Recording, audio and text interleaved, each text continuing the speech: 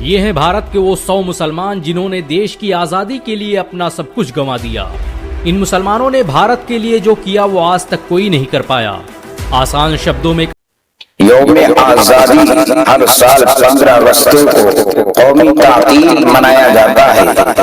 سن 1947 میں ایک طویل جدوجہد کے بعد بڑی قربانی کے بعد اسی تاریخ کو ملک بھارت نے آزادی حاصل کی تھی اور اسی وجہ سے 15 اگست سے منایا جاتا ہے۔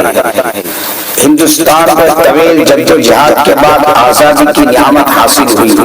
سن 1601 میں انگریز کا ایک قافلہ واسکو دا گاما کی سربراہی میں ممبئی کے ساحل پر اترا اور اس نے مغل بادشاہوں سے کہا کہ ہم یہاں پر تجارت کرنا چاہتے ہیں۔ ان کی مالی ترقی نے وقت کے حکمرانوں کو بڑا متاثر کیا، چنانچہ انہوں نے دل کھول کر ان کو خوش آمدید کہا۔ ایسٹ انڈیا کمپنی کے نام پر ایک فرم بنی جس کے دفاتر مختلف علاقوں میں کھلے گئے۔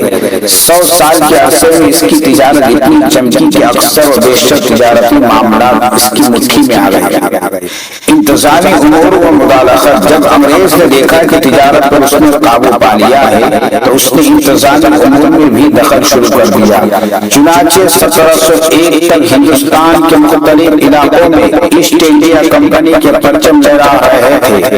انگریز چھوٹے چھوٹے علاقوں کا نظام اپنے ہاتھوں میں لے رہے تھے۔ ہمارے اسلاف نے بہت بڑی قربانی دی، جان و مال کی قربانی دی اور تحریک چلائی، اقتدار پر چلے، پھانسی کے پھندے کو جرأت کمال بہادری کے ساتھ گلے لگایا اور آزادی کے خاطر میدان جنگ میں نکل پڑے۔ اقتدار پر چلے اور پھانسی کے پھندے کو گلے لگایا، جب جا کر انگریز اس ملک سے بھاگنے پر مجبور ہوا۔ کوششیں اتنی زیادہ ہو رہی تھی تو رب کریم نے دوسری طرف ان کا مقابلہ کرنے کے لیے ایک بندے کو پیدا کیا۔ چنانچہ دہلی کے ایک بزرگ عالم شاہ عبد الرحیم رحمۃ اللہ علیہ کے یہاں ایک بیٹا ہوا جن کا نام انہوں نے ولی اللہ رکھا۔ انگریزوں کے اس ملک میں آنے کے بعد پورے 100 سال بعد 1703 میں شاہ اللہ محدث دہلوی رحمۃ اللہ علیہ کی ولادت ہوئی۔ جب اپنی جوانی کی عمر کو پہنچے تو مقامی علماء سے جو علم حاصل کرنا تھا کر کے مدینہ تشریف لے گئے اور انہوں نے وہاں شیخ ابو طاہر مدنی رحمۃ اللہ علیہ سے علم حاصل کیا۔ شاہ اللہ وہ عالم دین ہی جنہوں نے سب سے پہلے قرآن مجید کا فارسی ترجمہ کیا، جن کی کتابیں ہیں علماء کی نظروں سے گزری ہوگی۔ انہوں نے حرمین شریفین سے واپس ہندوستان آ کر باقاعدہ دین کی تعلیم و تدریس کا سلسلہ شروع کر دیا۔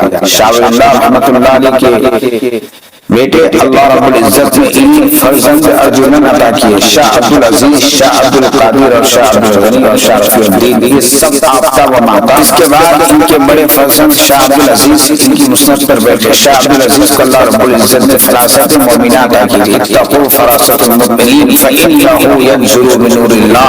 انہوں نے محسوس کر لیا کہ فرنگی کے ارادے خطرناک ہیں، یہ ہم سے فقط ہماری دنیا ہی نہیں لینا چاہتے ہیں بلکہ ہمارا دین بھی چھیننا چاہتے ہیں۔ چنانچہ 1772 میں شاہ عبد العزیز نے فرنگی کے خلاف انگریزوں کے خلاف جہاد کا فتویٰ دے دیا کہ ان کو ملک سے نکالو اور آزادی حاصل کرو کیونکہ مسلمانوں کے اوپر فرض ہو چکا ہے۔ چنانچہ 1772 کے اس فتوے کے بعد جتنی بھی آزادی کی تحریکیں چلی وہ دراصل اس فتویٰ کا نتیجہ تھا۔ تحریک ریشم رومال، جنگ آزادی، تحریک ترک موالات اور تحریک بالاکوٹ یا اس طرح کی جتنی بھی کوششیں تھی وہ سب کی سب شاہ عبد العزیز رحمۃ اللہ علیہ کے فتویٰ کا نتیجہ تھی۔ مسلمانوں کے اندر ایک شعور پیدا ہونا شروع ہو گیا کہ فرنگی لوگ فقط اپنی تجارت ہی نہیں چمکانا چاہتے ہیں بلکہ اپنی تہذیب کو بھی یہاں پر کھوج کر اپنا طرز زندگی بھی دینا چاہتے ہیں۔ اس شعور کے پیدا ہونے کے بعد دوسرے علماء کرام نے بھی اس حقیقت کو محسوس کیا کہ ہمیں فرنگی سے نجات حاصل کرنا ضروری ہے۔ چنانچہ 1792 میں سرنگا پٹنم میں حیدر علی کے بیٹے سلطان ٹیپو رحمۃ اللہ علیہ انگریزوں کے خلاف جنگ لڑی۔ یہ دل میں دین کا درد رکھنے والا بندہ تھا۔ وہ اپنے کئی فوجیوں کو لے کر انگریزوں کے ساتھ جنگ لڑی مگر ان کے فوج میں ایک منافق بھی تھا جس کا نام میر صادق تھا۔ انگریزوں نے میر صادق کو 900 مربع زمین دینے کا وعدہ کیا، چنانچہ میر صادق منافقت کی وجہ سے سلطان ٹیپو شہید رحمۃ اللہ علیہ کو شہادت نصیب ہوئی اور مسلمانوں کو فتح نصیب نہ ہو سکا۔ انگریز کے امام پر رنجیت سنگھ نے اپنی فوج لے کر وہاں مقابلے کے لیے آ گیا۔ بالاکوٹ کے قریب سید احمد شہید رحمۃ اللہ علیہ پڑاؤ ڈالا ہوا تھا۔ انگریز نے مقامی دیہاتیوں کو لالچ دے کر ان سے معلومات حاصل کی اور تہجد کی نماز پڑھتے ہوئے سید احمد شہید رحمۃ اللہ علیہ کو شہید کر دیا۔ 5 مئی کو سید احمد شہید رحمۃ اللہ علیہ کی شہادت ہوئی تو شاہ اسماعیل شہید نے پھر انگریز سے جنگ کرنی شروع کر دی۔ 4 دن یہ موقع ہوتا رہا حتیٰ کہ 9 مئی کو شاہ اسماعیل شہید بھی شہید کر دیے گئے۔ یہ وہ حضرات ہیں جن کی قبور آج بھی بالاکوٹ میں موجود ہے۔ تاریخ میں ایک عجیب واقعہ لکھا ہوا ہے کہ جب شاہ اسماعیل شہید رحمۃ اللہ علیہ چاروں طرف سے گھیر دیے گئے تو ایک سکھ نے نبی علیہ السلام کی شان میں گستاخی کے الفاظ کہے اور دوسرے نے ان کے اوپر تلوار تان لی۔ شاہ اسماعیل شہید رحمۃ اللہ علیہ کے دل میں عشق رسالت کی ایسی کیفیت تھی کہ آپ ان نازیبا الفاظ کو سن کر طرف اٹھے اور آپ نے قسم کھائی کہ میں اس وقت تک نہیں مروں گا جب تک کہ میں تیرا کام تمام نہیں کر لوں گا۔ یہ کہہ کر آپ نے اس کے اوپر خنجر لہرایا مگر دوسرے سکھ نے آپ پر تلوار کا وار کیا۔ آپ کا سر آپ کے تن سے جدا ہو کر گر گیا۔ عجیب بات ہے کہ بدن چونکہ حرکت میں آ چکا تھا اور ہاتھ میں خنجر تھا لہذا بدن بغیر سر کے اس کے پیچھے بھاگتا رہا۔ جب سکھ نے دیکھا کہ بغیر سر کے یہ بدن میری طرف بڑھ رہا ہے تو وہ ڈر کے مارے پیچھے گرا۔ آپ اس کے اوپر گرے اور آپ کا خنجر اس کے سینے میں پیوس ہو گیا۔ اس طرح آپ کے قسم اللہ رب العزت نے پوری فرما دی۔ حدیث پاک میں آتا ہے کہ اللہ کے کچھ بندے ایسے ہوتے ہیں کہ اللہ رب العزت کے یہاں ان کا وہ مقام ہوتا ہے کہ جب وہ قسم کھا لیا کرتے ہیں تو اللہ رب العزت ان کے قسم کو پورا کر دیا کرتے ہیں۔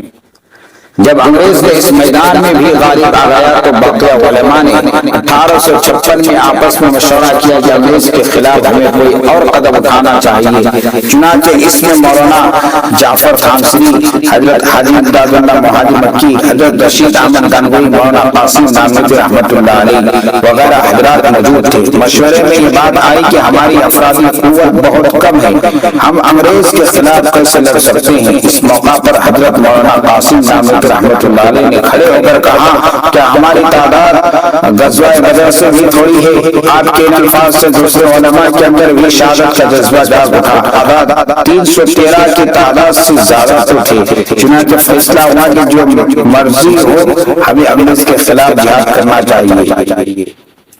سال بھر اس مشورے پر عمل در آمد کی تیاری ہوتی رہی۔ چنانچہ 1857 میں جنگ آزادی لڑی گئی۔ اس کے 2 محاذ بنائے گئے، ایک محاذ امبلا میں جس کے قائد مولانا جعفر خامسری تھے، دوسرا محاذ شاملی میں جس کے سپہ سالار حاجی امداد اللہ مہاجر مکی تھے۔ مقابلہ ہوا، حافظ زاویہ کو شہادت بھی ملی، حضرت مولانا رشید احمد گنگوئی کو زخم بھی آئے۔ چونکہ انگریز تعداد بہت زیادہ تھا اس لیے انگریز کا پلہ بھاری رہا اور علماء کو پھر بھی فتح نصیب نہ ہو سکی۔ جب یہ مختلف واقعات پیش آئے تو برطانیہ حکمران نے یہ پوچھا کہ آخرکار بات کیا ہے کہ کچھ دنوں کے بعد کوئی نہ کوئی تاریخ شروع ہو جاتی ہے، مجھے اس کی وجوہات بتاؤ تاکہ اس کو ہمیشہ کے لیے ختم کیا جا سکے۔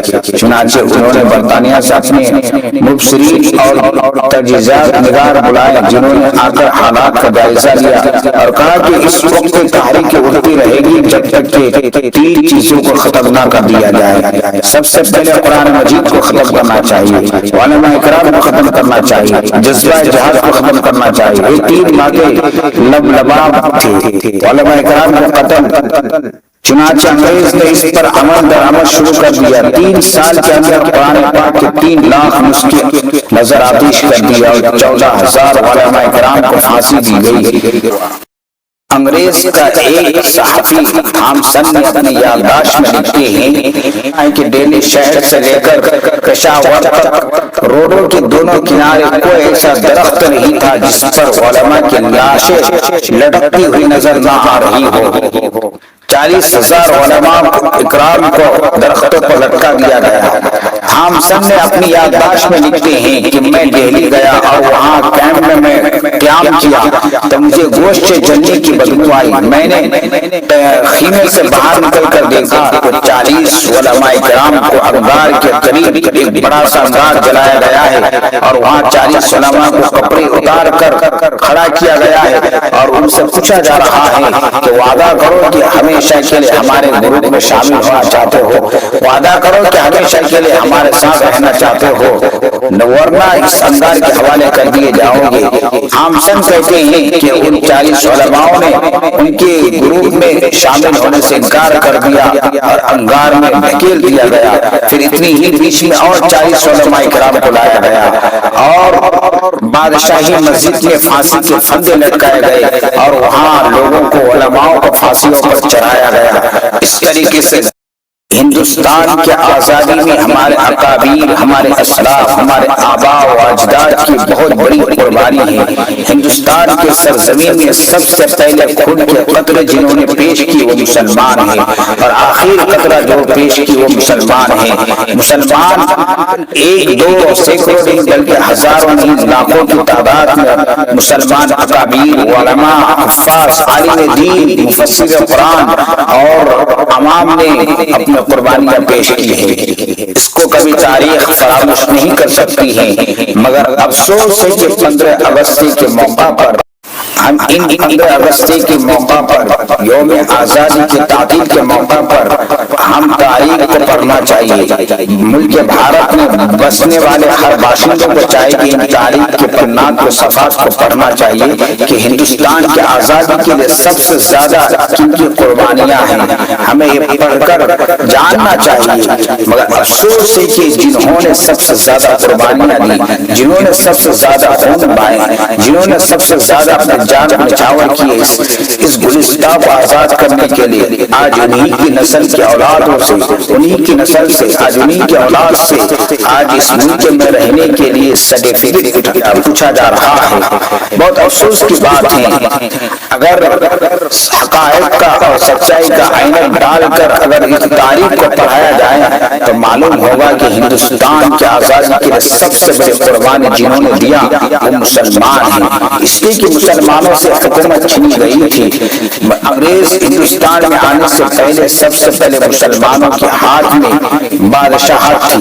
مسلمان یہاں حکومت کیا کرتے تھے. پرائم منسٹر کی شکل میں مسلمان ہوا کرتے تھے, وزیر اعظم کی شکل میں مسلمان ہوا کرتے تھے, سی ایم کی نام پر مسلمان ہوا کرتے تھے. یہاں سب مسلمان کے ہاتھوں میں یہاں کی اقتدار, یہاں کی حکومت تھی. جب انگریز یہاں آئے تو سب سے پہلے اقتدار کو انہوں نے چھینا تو مسلمان کے ہاتھوں سے چھینا. مسلمان کو اس کا درد تھا کہ حاکم سے محکوم بننا پڑا, آقا سے غلام بننا پڑا. اس نے مسلمانوں نے سب سے پہلے اس جنگ کو لڑنے کے لیے تیاریاں کی اور سب سے پہلے شاہ محمد دہلوی رحمۃ اللہ علیہ نے اس کے خلاف فتویٰ دیا اور جنگ لڑنے کے لیے تیار ہوئی. آخرکار انگریز یہاں اس ملک سے بھاگنے پر مجبور ہوا کہ اثر اس قربانی کے حقدار اور خراج عقیدت کا اصل حقدار کون لوگ ہیں.